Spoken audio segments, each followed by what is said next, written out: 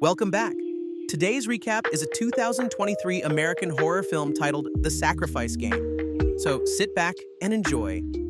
The movie starts on December 22nd, 1971, 3 days before Christmas, with a group of people watching a young couple's house in a small Canadian town. They approach the house, and when the husband answers the door, one of them violently stabs him to death. They then restrain the frightened wife, strip her, and stab her, leaving ritualistic markings on her stomach. The next scene shifts to Black Veil Academy, an all-girls boarding school where a teenager named Clara wakes up suddenly as if from a nightmare. Clara looks out the window and sees her classmate Samantha getting ready for a jog. Samantha is the quiet girl, often teased by her peers. Today, while she's in the shower, they suddenly turn off the lights and leave. The scene then shifts to history class where Miss Rose is discussing witches. She explains that a deadly fire decades ago destroyed the town, leaving only 4 survivors who blamed a witch. Samantha notices Clara's disfigured hands during the lesson. Later at lunch, the girls discuss the recent murders that have shaken the town. One of the girls shows a newspaper headline revealing that the Christmas killers have murdered 3 families this week. The popular girl explains they follow the same pattern, targeting a nice couple, killing them with knives, and mutilating their bodies. Samantha asks about the symbols left by the killers, and the popular girl guesses they're tied to something satanic. With winter break starting tomorrow, most girls are glad to leave and escape the chaos. However, it's revealed that Clara has never gone home for the holidays. Clara has no friends and spends her time drawing alone. Many assume she's an orphan, though it's never been confirmed. Meanwhile, Rose visits her boyfriend, Jimmy, a chef at the school. They discuss their future, and Rose mentions her students know about their relationship. That night, Samantha packs her things, excited to reunite with her family after months apart. However, she gets a call from her stepfather with bad news. He can't pick her up tomorrow, leaving Samantha to spend the holidays alone at school. After the call, Samantha cries and heads to the bathroom for some privacy. There, she finds Clara cutting her hands with a knife and leaving without explanation. 2 nights before Christmas, the same 4 killers enter a local church and capture the priest. The group's leader, Jude, lifts the priest's shirt, revealing a mark on his stomach, confirming they found their target. Jude carves into the priest's stomach to remove a piece of skin. Once they're done, Grant, the tough guy of the group, kills the priest by twisting his neck. At school, Clara wakes from another nightmare and watches her friends leave for the holidays. Jimmy, assigned to drive them to the train station, slips a ring into his pocket, planning to propose to Rose. He says goodbye and heads out with the kids. Only Rose, Samantha, and Clara are left at the school. The kids seem disappointed, but Rose promises they'll have fun. Samantha, still hurt by her stepdad's betrayal, refuses to listen when Rose tries to talk. She then admits her stepdad told her to try the school for just 1 semester. She now realizes her stepdad just doesn't want to deal with her, refusing to let her come home for Christmas. The kind teacher lifts Samantha's spirits, promising she'll have an independent life. Then, she sends her to the basement to get some vodka. Samantha nervously heads downstairs for the first time, looking around before finding the vodka. Just as she takes a few sips, Clara surprises her from behind, explaining that she often comes here to read books from the library. Clara explains that the books here are forbidden, and teachers don't allow anyone to read them. Samantha apologizes for barging in on Clara last night, saying she didn't see anything. Clara brushes it off, saying there was nothing to see. After a few sips of vodka, Clara asks Samantha how her mother died. Samantha is shocked by the question since her mother's death was a secret, but she reluctantly shares that her mom died in a car accident years ago. Meanwhile, the Christmas killers are driving somewhere. Jude and Maisie, the only female member, are enjoying a romantic moment in the back seat. Doug, the 4th member, is driving but distracted by what's happening in the back. Suddenly, a deer appears out of nowhere, causing an accident. They move it off the road and get ready to leave, but an officer shows up. While questioning them about the crash, he notices a strange piece of human skin on the road. Before the officer can react, Grant knocks him out while Doug gets shot in the arm. Jude kills the officer, and at the same time, Clara wakes from another nightmare, feeling connected to the killings. Later, Samantha and Clara join Miss Rose for a lovely dinner she's prepared. Rose is doing her best to make the girls feel at home when suddenly, there's a knock at the door. It's the notorious killer group, here to treat Doug's wounded arm. Rose is hesitant to let them in, but they insist. Maisie mentions she graduated from the same school in 1964 and points to her picture on the wall. The night before Christmas, Rose lets them in and stitches up Doug's wound so they can leave quickly. While this happens, Maisie notices Clara looks familiar and asks if her sister went to school here, but Clara doesn't respond.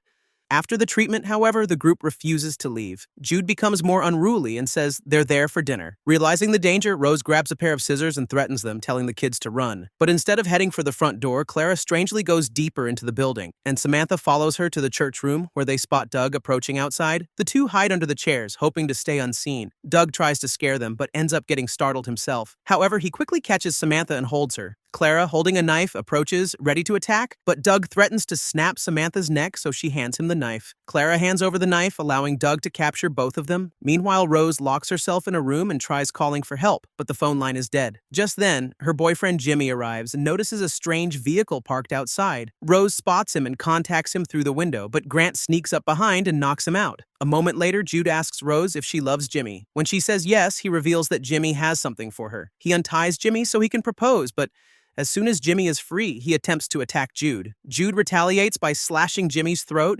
killing him painfully. Everyone is shocked, but Clara oddly remains unfazed. Jude finishes the dinner by giving Rose the ring her boyfriend had bought. The kidnappers then take the girls to the main hall where Jude begins playing mind games. Jude opens the presents Rose brought. Samantha gets a lovely dress and is forced to wear it in front of everyone, while Clara simply smiles. Clara receives a travel book since she hasn't left the school in years. Afterwards, they place pieces of skin taken from their victims inside a circle drawn with blood. Jude explains their plan, stating that gods and devils are pleased by sacrifice, not prayers. He believes they can become immortal by summoning a demon. Maisie then shares that when she was at Blackvale School, she frequently visited the Forbidden Library. There, she found a book with instructions to summon the demon. When the authorities discovered her actions, they expelled her, but she managed to take a page with the necessary information. Over the years, she met others with similar goals and ideas. Each life they've taken and every drop of blood they've spilled is part of the plan. Now, they only need to kill one more innocent soul to complete the ritual. Meanwhile, Rose works to cut through her bonds with the ring. She finally breaks free, but before she can grab a weapon,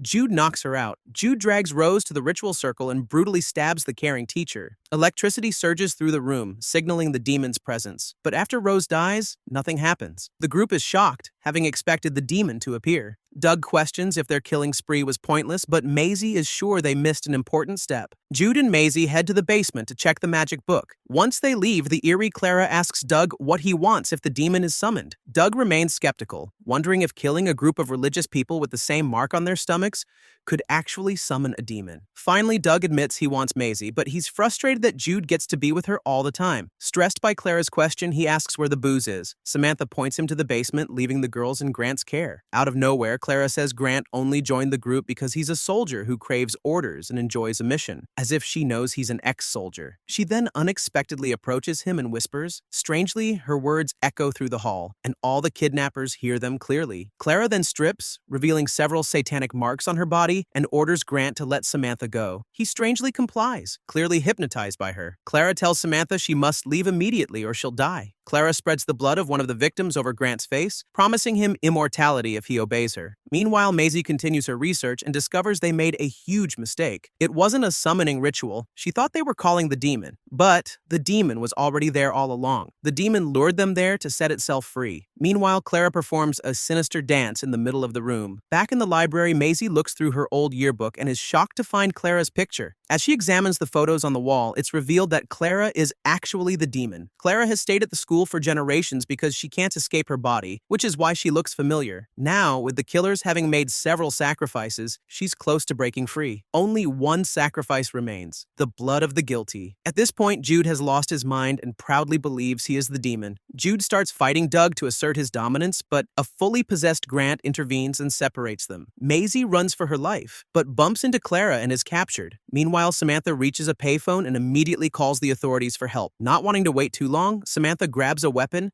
and heads into the house to save her friend. Inside the dining room, Clara has taken control and begins the ritual. She starts by sharing her backstory. Long ago, the townspeople tried to summon her by setting fires everywhere. However, the townspeople changed their minds, unsure of what they were dealing with, trapping Clara in the house. She couldn't die or leave, so over time she took the form of a student and began manipulating others. She even placed the ritual book in the library, where Maisie later found it. Now she needs one final sacrifice to be free: the blood of the guilty. The catch is that 4 of them must hurt themselves or each other. Clara orders Grant to torture the tied-up killers. First, the tough Grant cuts off Jude's ear for the sacrifice, then he chops off Doug's fingers. Grant even tortures himself to follow the rules, and as the 3 scream in pain and fear, he finally stabs Doug and Jude through the chest, killing them instantly. Now, it's Maisie's turn to be sacrificed, but as Grant moves to finish her off, she starts manipulating him, suggesting they could run away together and live a happy life. It seems to affect Grant, but unable to disobey Clara, he chooses to end his life instead. Suddenly, Samantha bursts through the door, declaring she's here to save her friend. Maisie escapes Clara's ritual, and Samantha reads the ritual book, realizing her friend is the demon. woman. Clara is trying to manipulate Maisie's mind, pushing her to the brink of madness so she'll kill herself. Overwhelmed by the chaos, Samantha keeps urging her friend to stop. She interrupts Clara's concentration several times, allowing Maisie to reach the front door, but Clara locks it before she can escape. Clara becomes enraged, blaming Samantha for ruining her ritual by returning, but Samantha just wanted to save her. Clara vents about the loneliness from years of confinement and wishes the group would kill her. Hearing this, Samantha finally understands and decides to help. As the building shakes, Clara asks Samantha to free her by killing Maisie, since she can't do it herself. When the front door opens, Samantha stabs Maisie in the back with an axe, killing her instantly. The ritual is completed, and Clara is finally free to leave the school after decades. The movie ends with the cops arriving to inspect the bodies,